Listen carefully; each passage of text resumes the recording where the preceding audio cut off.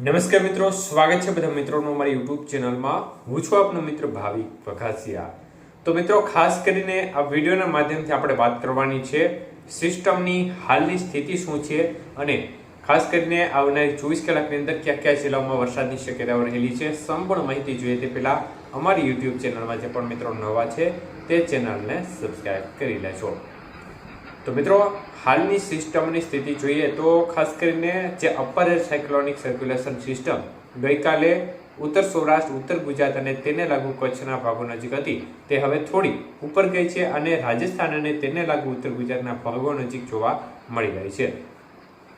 તો મિત્રો, ખાસ કરીને લો પ્રેશર સિસ્ટમ છે તે ગઈકાલે જે લોકેશન ઉપર હતી તે લોકેશન ઉપર આજે પણ કોલકાતા નજીક જોવા મળી રહી છે। મતલબ કે ખાસ કોઈ મોટી હલચલ એ સિસ્ટમની થઈ રહી નથી, પરંતુ હવે તે આગળ વધશે, પરંતુ એનાથી કોઈ ગુજરાતને લાભ થવાનો નથી।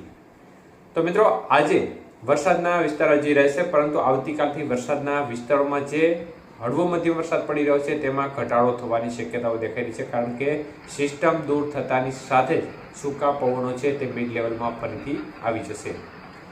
ત્યારે મિત્રો, આવનારી 24 કલાકની અંદર વરસાદની ગતિવિધિ વિશે વાત કરીએ તે પહેલા ટૂંકી માહિતી જોઈએ તો મિત્રો, છૂટાછવાયા ભાગોમાં ગઈકાલે પણ અનેક વિસ્તારમાં સારો વરસાદ જોવા મળ્યો છે, જેમાં ભાવનગર, મહુવાના ગ્રામ્ય વિસ્તારો છે તેમાં વરસાદની ગતિવિધિ દરરોજ સારી એવી જોવા મળી રહી છે। અમરેલીના ગ્રામ્ય વિસ્તારો છે તેમાં પણ વરસાદી માહોલ સારો જોવા મળી રહ્યો છે। તો તે પ્રમાણે દક્ષિણ ગુજરાતના ભાગો છે, મધ્ય પૂર્વ ગુજરાતના ભાગો છે, ઉત્તર ગુજરાતના ભાગો છે તેમાં પણ છૂટો છવાયો વરસાદી માહોલ જોવા મળી રહ્યો છે અને કચ્છના ભાગોમાં પણ સારા ઝાપટાનું પ્રમાણ અમુક વિસ્તારમાં જોવા મળી રહ્યું છે। ત્યારે આજે ખાસ કરીને હજી ગુજરાત રીજ્યના ભાગો એટલે કે ઉત્તર ગુજરાત, મધ્ય પૂર્વ ગુજરાત અને દક્ષિણ ગુજરાતના ભાગો છે તેમાં છૂટા છવાયા ભાગોમાં હળવા મધ્યમ ઝાપટા, તો અમુક સીમિત વિસ્તારમાં હળવા મધ્યમ વરસાદ જોવા મળી શકે છે, જેમાં વધુ સંભાવનાઓ દક્ષિણ ગુજરાતના ભાગોમાં રહેશે।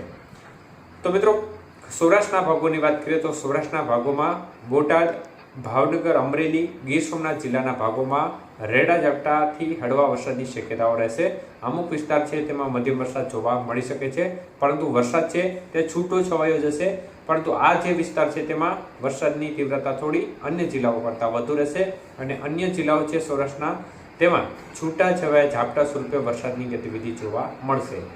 તો તે પ્રમાણે જ કચ્છના ભાગો છે તેમાં પણ છૂટા છવાયા ઝાપટાનું પ્રમાણ જોવા મળશે, જેમાં ગઈકાલે જે વિસ્તારમાં આપણે શક્યતા વ્યક્ત કરી હતી તે મુજબ તે વિસ્તારમાં જ ઝાપટાનું પ્રમાણ થોડું વધુ જોવા મળી શકે છે।